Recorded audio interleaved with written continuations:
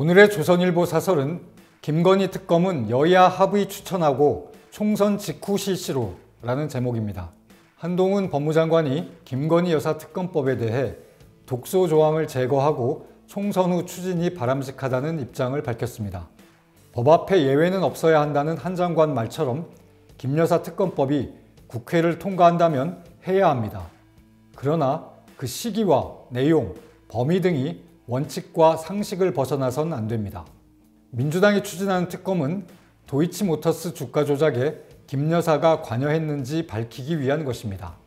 문재인 정부가 윤석열 전 검찰총장을 잡기 위해 친문 검사들을 투입해 1년 반 넘게 이 사건을 수사했습니다. 하지만 김 여사에 대한 혐의를 찾지 못했습니다. 그 후 지금까지 김 여사 관련으로 무슨 새로운 단서나 사실이 나온 것도 없습니다. 하지만 지금 시중에서 김 여사에 대한 여론이 좋지 않고 이것이 특검 찬반에도 영향을 미치고 있습니다. 국민 여론을 존중해 이 사건을 다시 특검으로 수사해야 한다면 정략적 이용이 아니라 사건의 진실이 뭔지 알기 위한 것이어야 합니다. 특검은 보통 여야가 합의해 추천해 왔습니다. 그런데 민주당 특검법은 국민의힘은 빼고 민주당과 정의당 등 야당만 추천권을 갖도록 했습니다. 민주당은 특검법 처리에 정의당 도움을 얻기 위해 특검 추천권을 정의당에 주기로 했습니다. 6석 정당이 특검 추천권을 갖는 경우도 있습니까?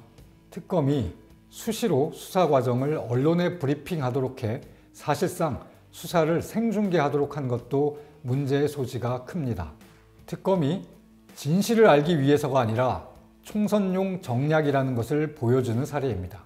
민주당 계획대로 연내에 특검법을 통과시키면 1월 중 특검이 구성됩니다.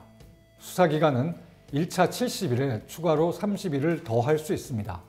총선이 치러지는 4월 10일까지 특검이 계속될 것입니다. 특검 수사를 선거 기간 내내 이용하겠다는 것입니다. 민주당은 지난 총선 때는 헌정사상 처음으로 여야 합의 없이 선거법을 일방 통과시켰습니다.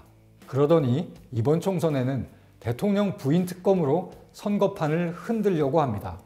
이런 무리한 특검법이지만 시중 여론이 많이 찬성하는 것은 김 여사의 납득할 수 없는 처신 탓이 큽니다.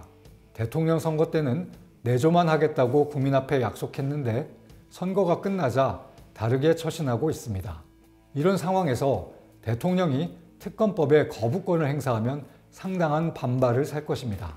김 여사가 떳떳하다면 특검을 통해 당당히 털고 가는 것도 방법입니다. 다만 진실을 알기 위한 것이 아니라 민주당 선거 정략에 이용되는 특검이 돼서는 안 됩니다. 특검을 여야 합의로 추천하고 수사 개시를 총선이 끝난 직후로 해도 진실을 파헤치는데 아무런 문제가 없습니다. 지금까지 특검을 여야 합의로 추천했다고 파헤칠 문제를 못 파헤친 적이 없습니다. 민주당도 특검을 선거 정략으로 이용할 생각이 아니라면 총선 직후 특검 실시에 반대할 이유가 없을 것입니다. 오늘의 조선일보 사설이었습니다.